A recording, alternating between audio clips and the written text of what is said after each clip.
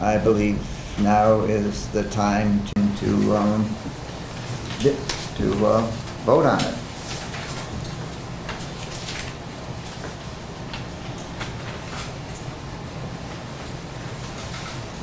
Anyone like to make a motion? I'll make a motion, we vote on it. I'll second it.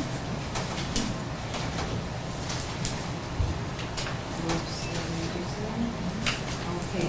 Roll call, Jolene Esposito. Aye. Ron Ashworth. Aye. John Hill. Aye. Anne Marie Dixon. Aye. Supervisor Randy Lester. Aye.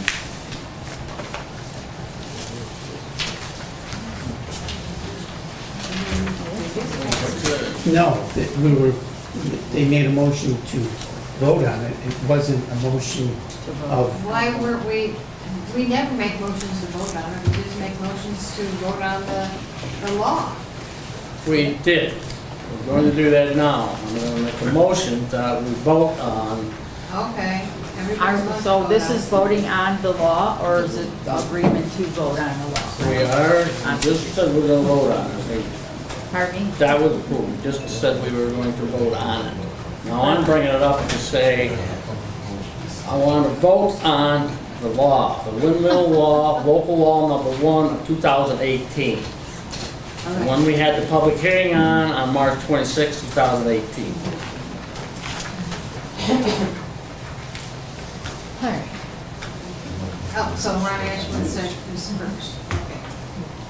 Anybody make a second? I second it.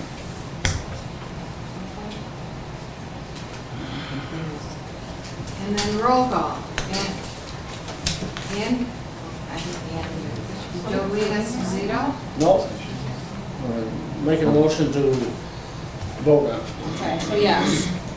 Aye, sorry. I'm so confused right now. Well, Sorry, I apologize.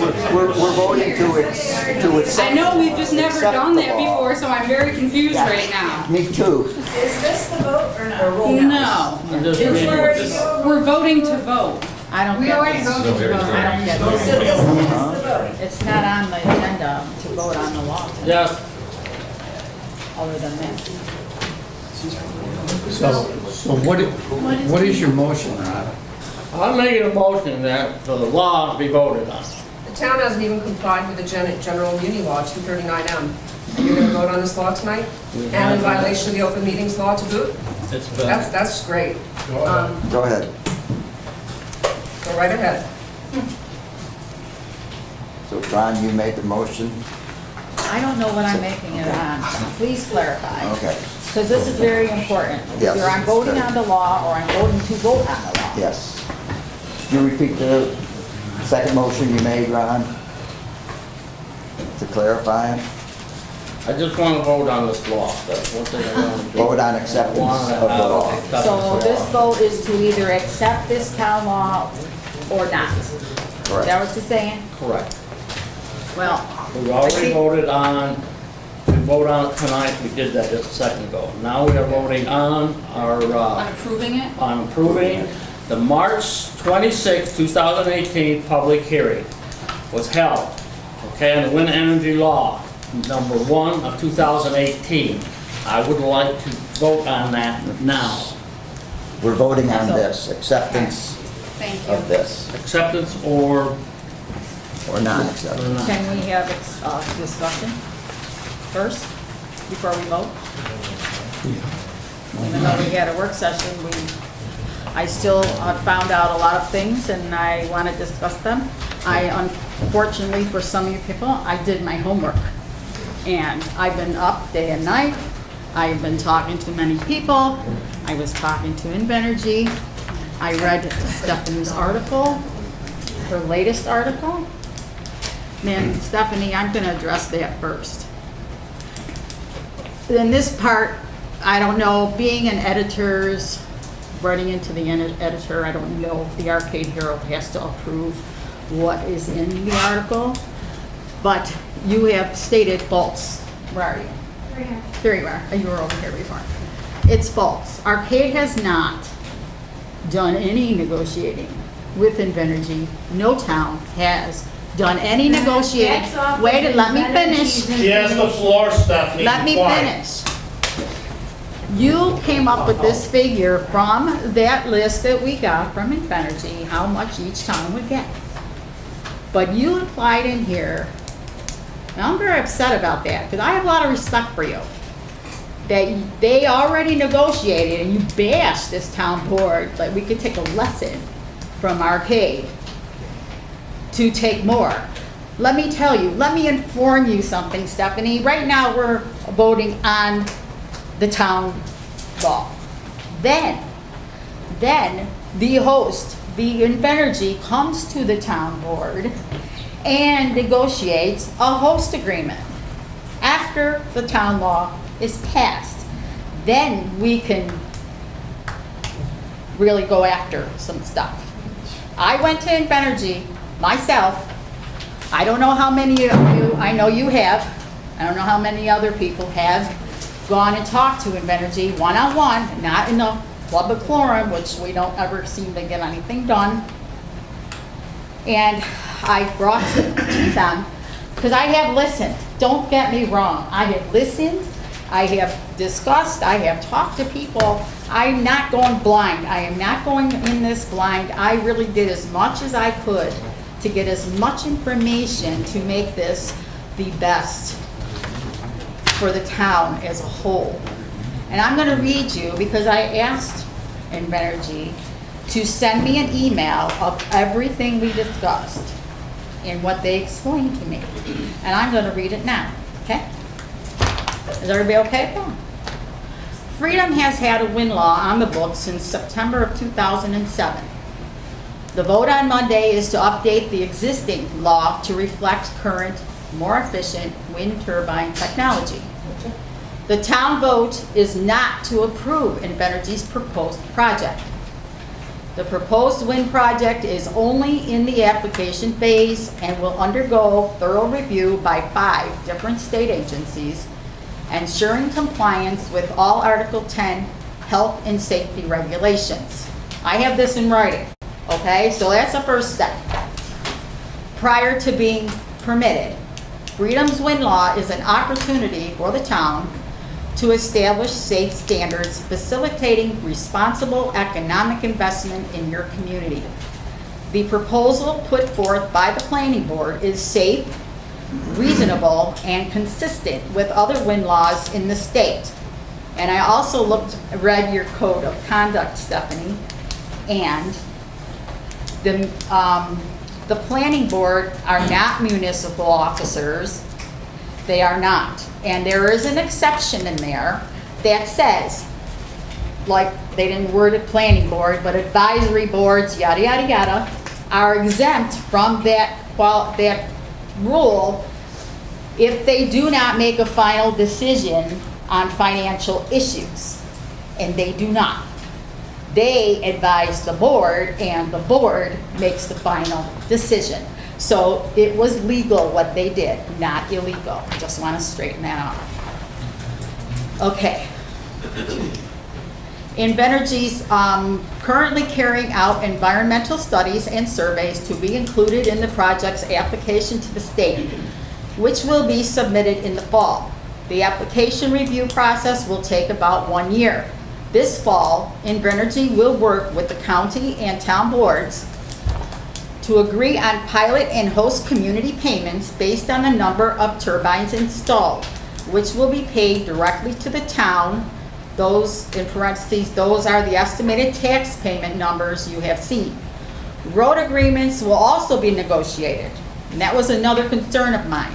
And I have talked to other town officials from other towns that already have windmills, and that was one thing. They really were adamant, please just make sure you have a road agreement in place. And I'll get to the other one in a minute. We hope to begin construction in spring of 2020 and to be online generating electricity in December of 2020.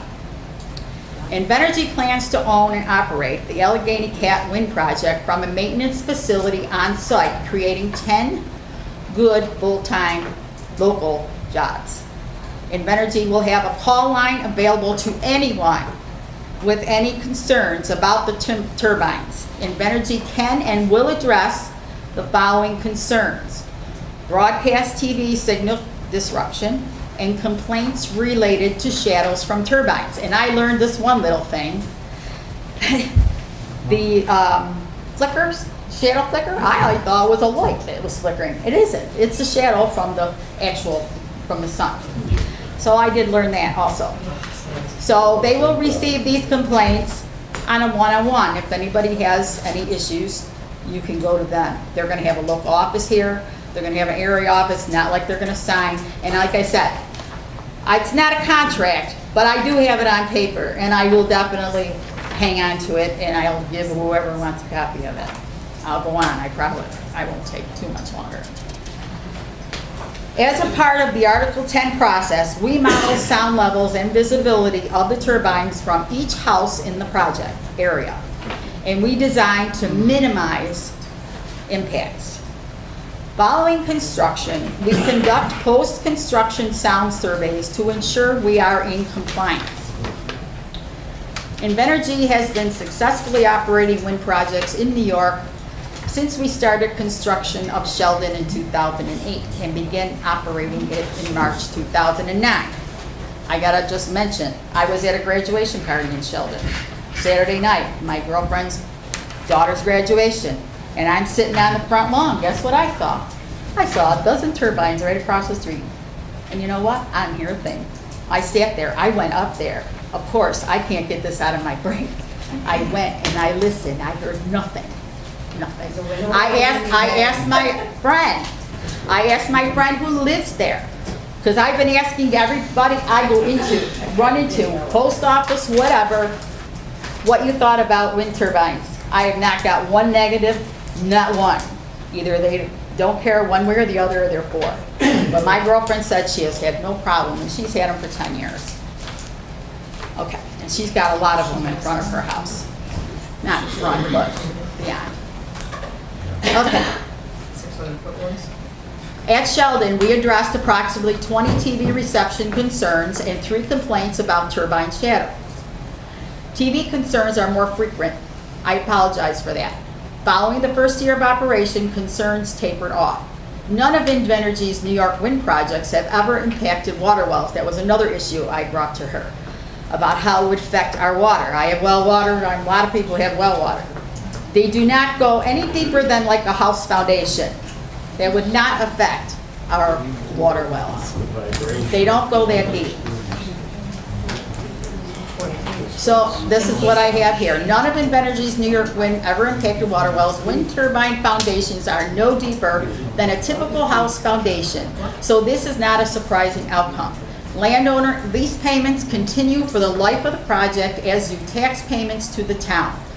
The proposed Alle-Catt project will financially benefit more than 45 Freedom families and over 120 families in the wider area, in addition to providing jobs and much needed revenue to the schools, fire departments, and towns.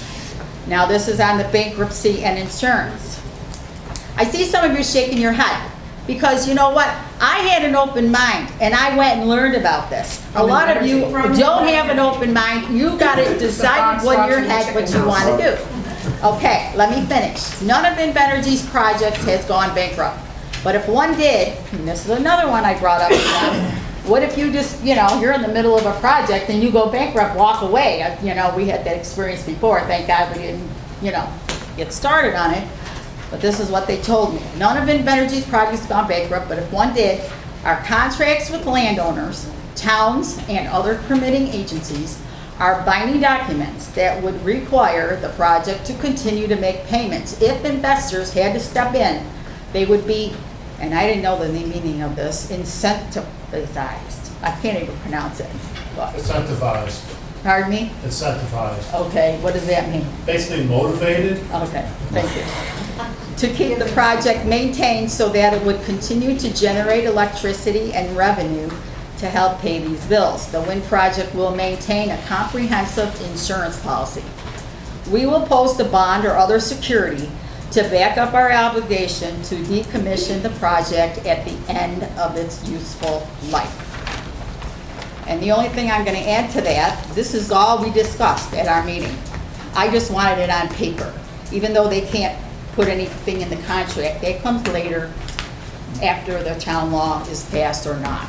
Question, But why are they doing the environmental impact study? Should an independent group do that? Why pass the law now if this is not operational until 2020? You haven't done a single research study, not one. This is not public. This is not, Okay. There are studies going on now as we speak, I'm sure there are. I don't know in particular. Just let me finish what I have to say, okay? Thank you. But I just want to make it known, I have gone, I talked to some, I promised I wouldn't mention any names.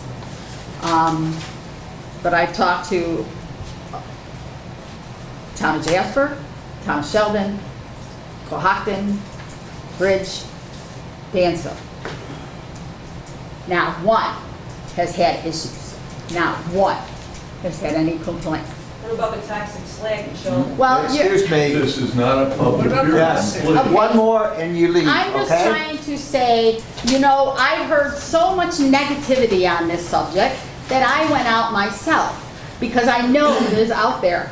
You know, I have, and this is another thing. I called Randy one day because he's our new supervisor. He went out, campaigned over 400 houses, knocking on doors.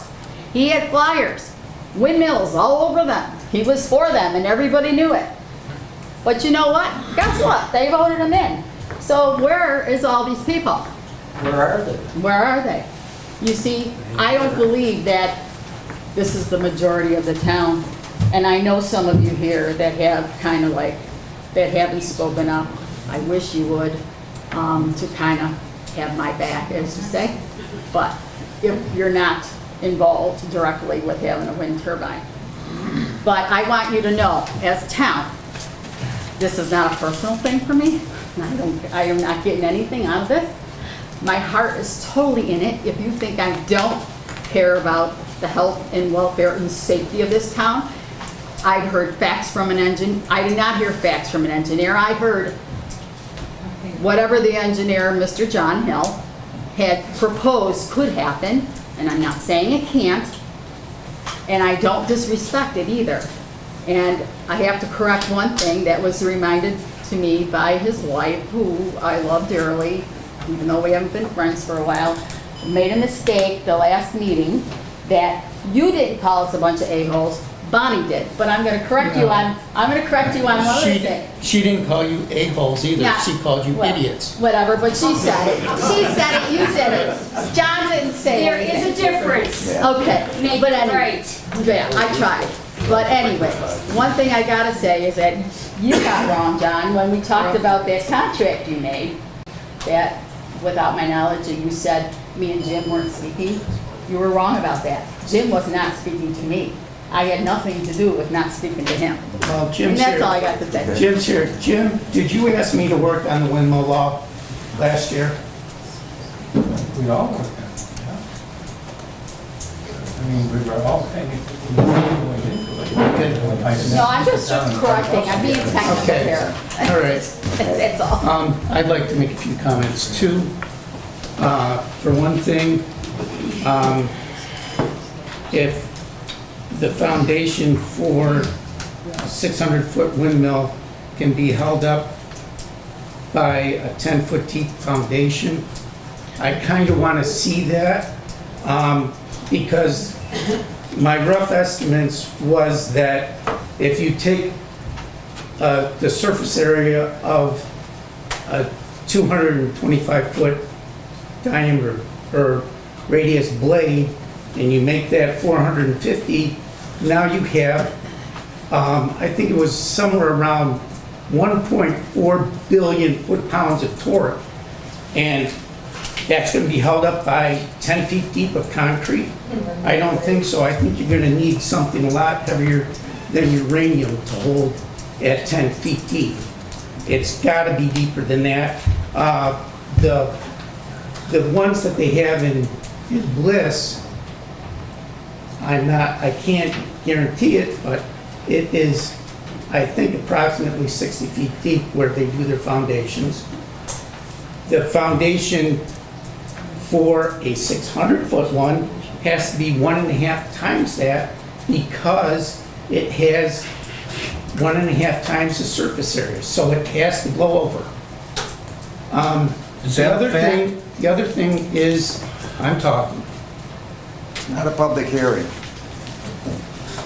Invenergy salesmen are also smarter than GE company engineers and designers for the 450-foot wind turbines.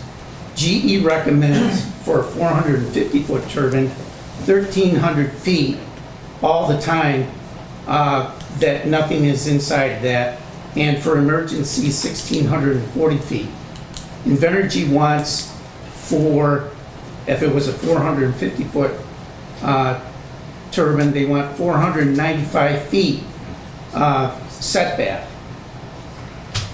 For a 600-foot, it would be 660 feet. Compared, we don't even have, on the 600-foot windmills, there is no data available to say, okay, this is what happens because they haven't been put this close to people before. Salesmen say they don't put turbines closer than 1,500 feet to each other, but non-participants can have them 1,000 feet from their home, based on the proposed law. During evacuation, that makes 1,640 feet from the turbine unusable, yet the non-participants have to pay property taxes on it. So they basically have, if there's an emergency on a turbine, whether the brakes fail or something, they have something thrown or something, but any emergency, they go and they put up a 1,640 foot, and people have to be evacuated out of there. If your farm's inside of that, too bad. Also, the pilot program only benefits Invenergy. If we went full assessment, the town of Freedom could get about $800,000 per year instead of $450,000 per year. The town changing the law without being forced to allows Invenergy to give the crumbs instead of real negotiations that we have. If we have negotiations and say, we're not going to change anything until after we negotiate it and we do full assessment, the 600-foot windmills, or 3.2 megawatts, they cost approximately $3 million apiece. If I compare that to the taxes that I'm paying, that's how I got the $800,000 instead of the $450,000. I also found out about a good neighbor contract about a person in Centerville was approached by an Invenergy attorney asking them to sign a statement that they wouldn't sue them. They need to be, and okay, if they want to do that, I'm all for that. They can have people sign away their rights. But I think they need to have a good business contract stating that they won't degrade in any way health, safety, and welfare of any permanent resident or any visitor.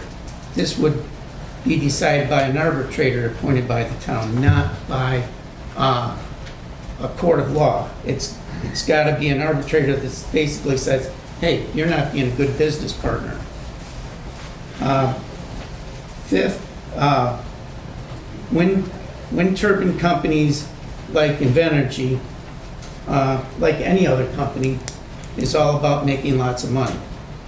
Between grants and programs, the taxpayer pays for 75% or more of these projects. Everyone in this room is paying for these projects, whether you like to or not. They make their money not by producing electricity, which most people think that's how they make their money. They make it by selling clean energy credits to coal and natural gas burning plants, which was caused by Governor Cuomo. He asked that so that they would have clean energy. They developed the clean energy credits, and that's where all the windmill companies make their money from. They don't make their money from producing electricity, because the electricity that they produce is first dirty, which means it's got all sorts of crazy frequencies in it, instead of just a constant frequency that you get from pure AC generators. Steam turbines are 6 to 8 times more efficient than a wind turbine. The other thing that's kind of gets my goat is the hypocrisy of the participants. They'll tell you that they're, we're green, we're basically, we're concerned about the environment. I don't really see a whole lot of Priuses running around in this town. When you look at John Bohr, he's a great businessman. I have no personal vendetta against John, but I think it's kind of interesting that he's 4,800 feet away from his closest turbine. I'm 2,500 away from his same wind turbine. If 4,800 feet is good for him, it should be good for me, it should be good for every other non-participant in this town. So my conclusion is that, there is no need at this point in time to approve 600 feet, and there's no need at this time to approve the 1.1H, because we're going backwards as far as safety for the town as a whole. It's just in the opposite direction.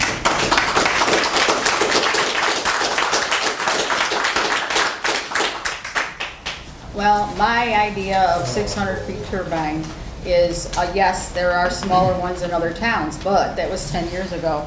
I mean, your cell phone, if you had an S4, it's obsolete as of now because they upgraded and they do a lot of progression. So the taller, this is how now I'm not an expert, but I would think that the taller the windmill, the more wind you would get, the less noise you would get, and it would project more energy for more electricity. Everything you put down there, I want to know facts. I don't want to know assumptions. I don't want to know your opinion. I don't want to know any. I want to know Then find out the facts before voting. facts. I want to How see can it. how can you say I don't have facts?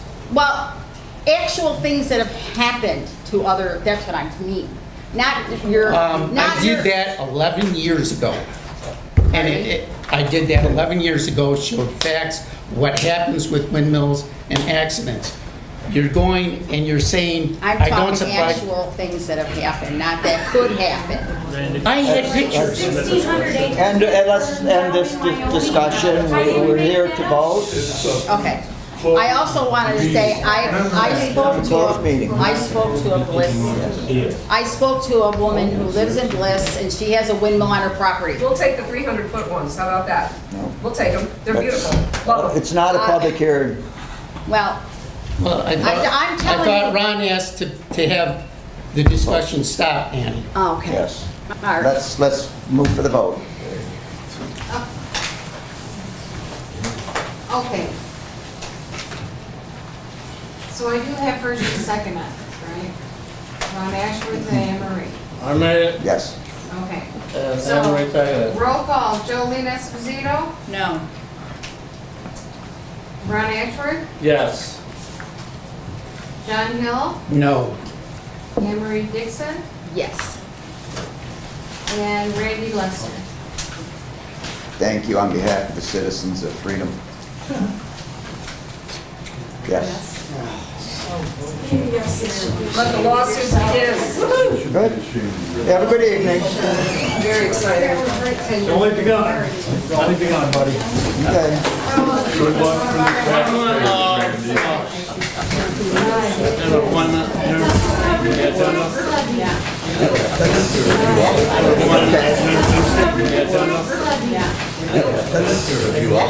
Okay.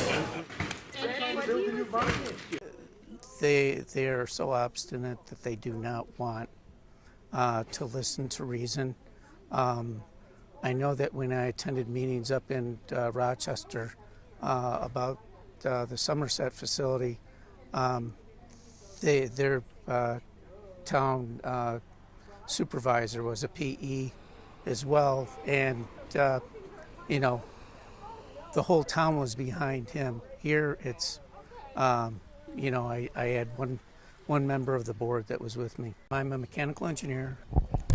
I got my bachelor's degree in 1981 from UB. I actually did study windmills as an undergraduate course I took a couple courses with that, and the guy that taught it was from Denmark, and he basically said that he didn't expect windmills to be self-sustainable in his lifetime. And I would conclude that I don't see windmills being self-sustainable in my lifetime. 75% subsidy, you were saying. Well, that's what I've seen. I mean, you know, that's the number that I heard. I can't, you know, absolutely verify it, but that's the number that I heard, and it's usually $1 million per megawatt. So that's why I came up. And for us to accept the pilot program is just another, you know, let's rush in, and, you know, we can get a little, you know, I would assume the others on the town board are just wishing for, you know, okay, let's get the crumbs instead of not getting anything.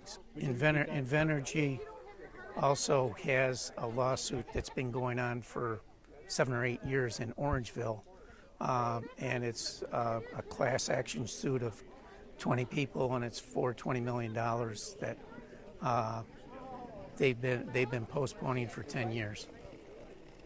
So, you know, they've been fighting, but it's because of setbacks and sound that's why they're doing it, and that's my two major issues: is the setback because of safety. I mean, I can go and do a basic calculation and show why a 600-foot windmill is worse than a 450-foot windmill. I mean, any engineer should be able to do that. If they can't, they shouldn't be an engineer.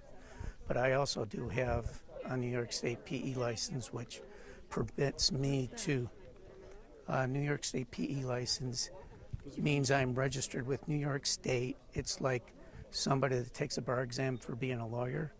I take a PE exam for being a professional engineer. And when you go to court, they only accept registered professional engineers in that state, if your question. But that also allows me to be personally sued too, because I can give a professional opinion, and the professional opinion in this town meant absolutely nothing. There is no comparison between wind-produced electricity and steam-produced electricity, because steam-produced electricity is above 90% efficient all the time. When you turn your switch on, it's there. Right now, it's clear here. If you were relying on windmills, you'd be in the dark.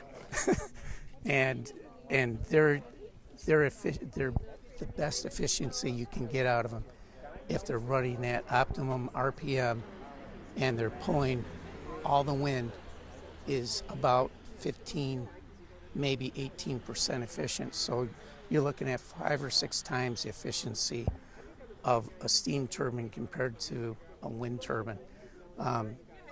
you know, it's, I mean, windmills have been around for centuries. Why did they go to steam? Because steam is efficient, it's there when you need it, and it is the best form of renewable energy. Yes, you have to use fossil fuels for it. When you start talking carbon footprint, I mean, you're looking at least an 80-foot deep foundation for those things, not to mention the rebar. And how much does it cost to make the carbon for steel? I mean, all of that has to be included, and they're not including it. They're you know, blowing over top of that. And What do you think is the government's 50-30 program, 50% renewable, so-called wind and solar by 2030? I hope I'm out of New York State by then. You hope you're... Well, the information that was given, that it's only going to be a 10-foot deep foundation is ludicrous. I mean, you're talking over 1 billion foot-pounds of torque produced by a 600-foot windmill.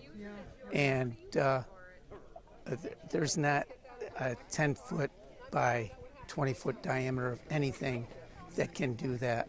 I mean, it can't withhold that. I mean, you look at the windmills that they put out in the ocean. They have their buoy down probably at least 80 to 90 feet down into the water to counteract the force that's being put forward by the wind pushing against the turbine itself. 50-30 program, I mean, we don't have reliable energy.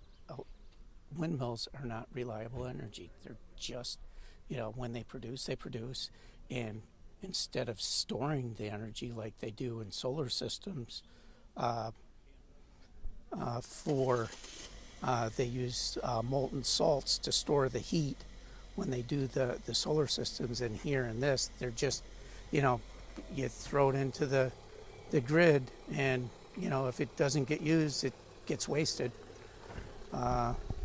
Kind of crazy to me. I mean, you know, let's make all these great big promises that we're saving the environment. He's not.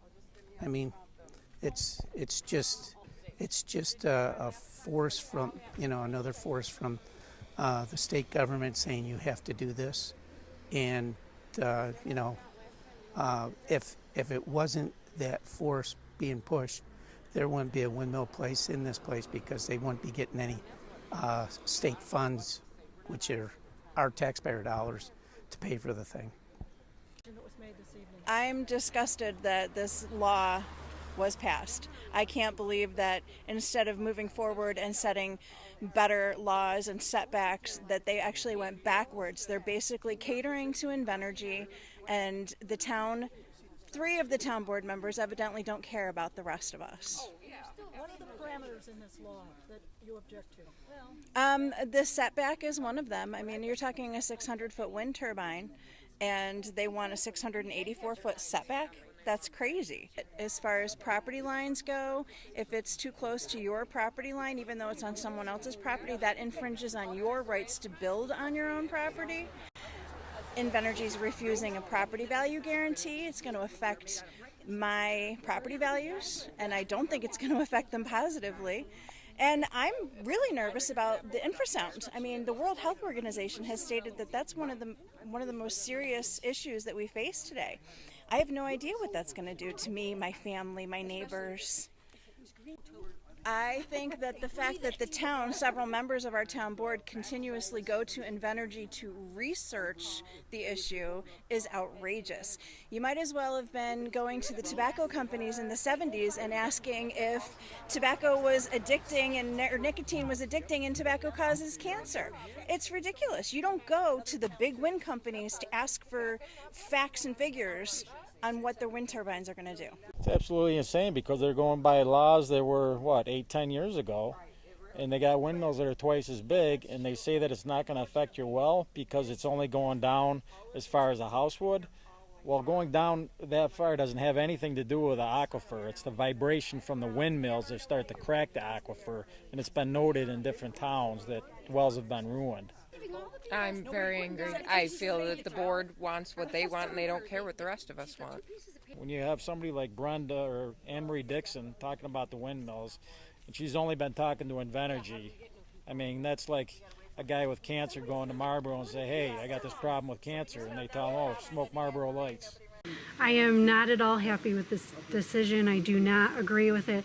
They are not protecting their residents. They are protecting Invenergy as a corporation. I have brought up so many safety concerns. I have brought up the constitutional infringement on people's rights. They're gonna, with a 1.1 setback, it can infringe on up to 557 feet of a person's property, and that just is not right. My husband and I originally moved to Freedom because we wanted freedom from the noise of the city and the suburbs. We wanted freedom from the lights that are going to be flickering on top of these towers. We wanted freedom from the hustle and bustle and industry. We wanted freedom from large commercial scale buildings, and these are going to be 600-foot tall commercial scale industrial turbines. The DEC is very concerned about noise at receptors, at sound receptors, and they actually do have some care about the environment. I mean, my sense of these town boards is that they will pass whatever Invenergy tells them to pass. I found it incredibly interesting that the town board member wrote to Invenergy and now is citing from an Invenergy email as fact all of the things that she claims that she, quote, researched, end quote. I think it's a very sad day for the citizens of the town of Freedom. So you asked me what it was that the citizens can do to hold this town accountable for what happened here this evening. First is to commence a lawsuit under the open meetings law because there was a violation here this evening. There was not appropriate public notices required by that law, and yet they went forward even though they were put on notice of that prior to the beginning of the meeting. We also believe that they have inappropriately voted on the law without doing what they needed to do with the county of Cattaraugus. There's a requirement in the law that requires that they do certain things, and we don't believe that they did them, or if they did do them, did not do them appropriately or adequately. The other type of lawsuit is ones that citizens can bring as a class action against the town for passing a law that does not protect the health, safety, and welfare of its citizens, and that would be potentially a Section 1983 law enforcing the constitutional duty on the town for passing that law inappropriately. And your preparation? I think the DEC will be addressing this in the Article 10 proceeding, which is ongoing currently. So that's the proceeding whereby the project developer is called to answer to multiple state parties and private parties, stakeholders as well, under the process of Article 10 to demonstrate how the project protects the health, safety, and welfare of the citizens. I can tell you I've not been very impressed with the project developer thus far in that proceeding. I don't think they deserve a pilot agreement at all. I actually think that if I built a $500 million facility, I would be paying full tax rate on that, and that should be the way that it should be. Instead, we have a corporate welfare giant being funded on our taxpayer dollars, coming into town and asking for inducements and asking for pilot agreements that'll be less than full freight. That's outrageous. If this town considers anything other than full freight on this project, they are idiots. And you can quote me.